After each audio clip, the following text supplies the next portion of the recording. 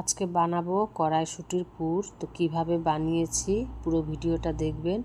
তেল গরম হয়ে গেছে, তেলে দিলাম আদা গ্রেট করে রেখেছিলাম সেটা, কাঁচা লঙ্কা আর ধনে ভালো করে আমি ফোড়নটা ভেজে নিলাম। এইবার দেব আমি শুকনা বেসনটা দিয়ে একটু ভাজা ভাজা করে নিব। শুকনা বেসনটা দিলে কি টেস্ট হয়। দেব হিং দেওয়ার পরে আমি কড়াইশুঁটিটা যে বেটে রেখেছিলাম সেটা দিয়ে দিব, দিয়ে একটু নাড়াচাড়া করে লবণ, একটু হলুদ আর একটু মিষ্টি দেওয়ার পরে নাড়াচাড়া করে নেব। এই কড়াইয়ে রান্না করতে অসুবিধা হচ্ছে, আমি কড়াইটা চেঞ্জ করে নেব।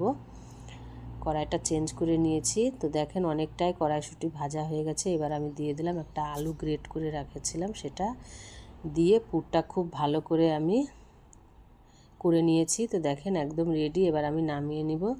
তো কড়াইশুঁটির পুর হয়ে রেডি। এটা আপনি ফ্রিজেও রাখতে পারবেন, 4-5 দিন নষ্ট হবে না।